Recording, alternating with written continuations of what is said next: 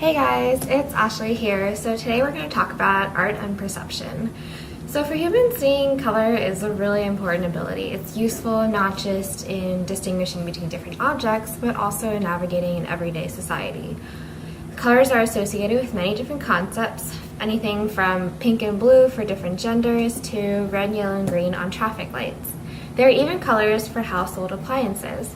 On faucets, we often see the colors red and blue, which are used to distinguish between hot and cold water. But why red and blue? Why do we associate certain colors with things like temperature?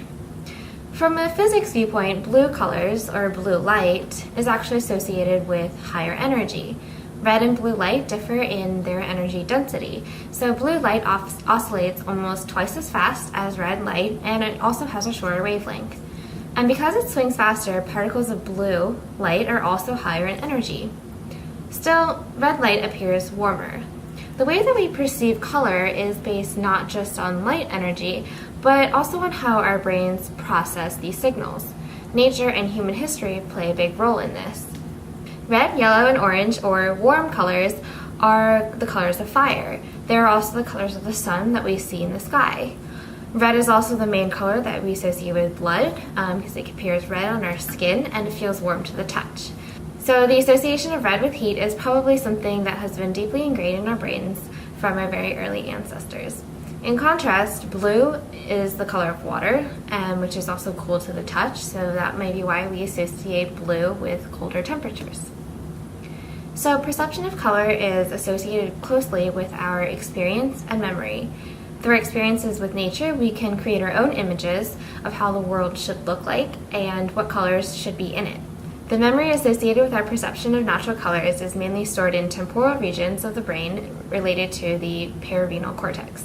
So when we look at colors, we not only feel emotions associated with a particular color, but we also evaluate the colors based on our previous experiences with nature. For example, if we look at an apple that is blue, we feel an emotion associated with the color blue, and at the same time we evaluate that the blue color of the apple is out of place based on the memory that we've formed in our cortex. In art, the use of color is crucial to the perception and interpretation of a particular piece. In his painting, The Potato Eaters, Van Gogh portrays a family sitting around a hot plate of potatoes. He attempts to express the warmth of the potatoes by using yellow and red, which are generally perceived as warm colors.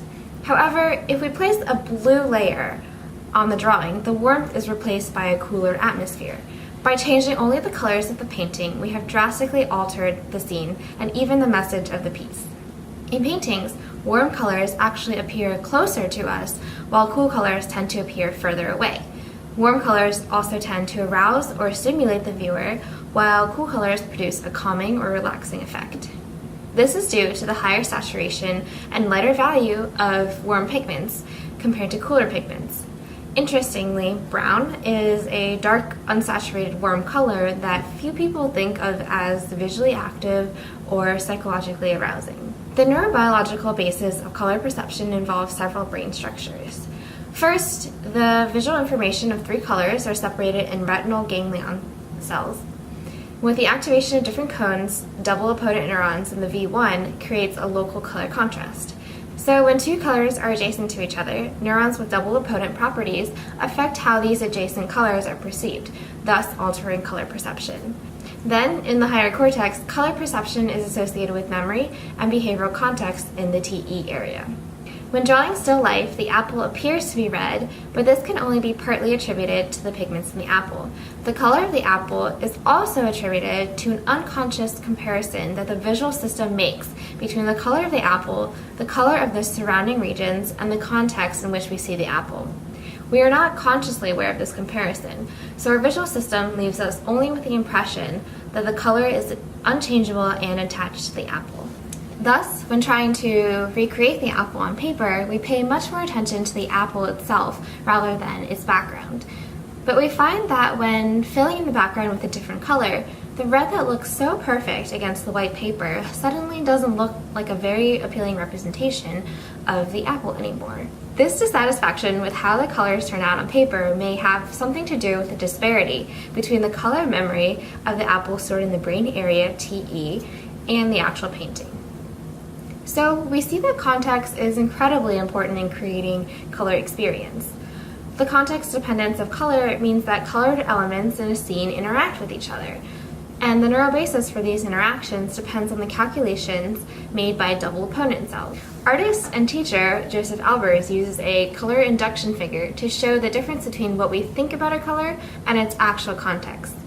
The color contrast effect alters the appearance of a line by placing the line against different colored backgrounds. We ask ourselves then, what color is the line in reality? But by placing an achromatic line around the X, we can counter the color induction effect. This technique was used, possibly unintentionally, by famous painter Henri Matisse. So why is it so difficult for artists to learn how to accurately portray color? Well, painting color accurately requires access to information that is just simply not available to our perceptual apparatus. For example, take paint by number kits.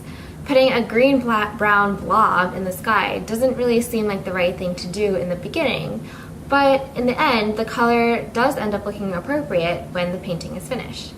So while we may not all be artists, colors and how we perceive them remains an incredibly important part of our visual experience. That's all for today.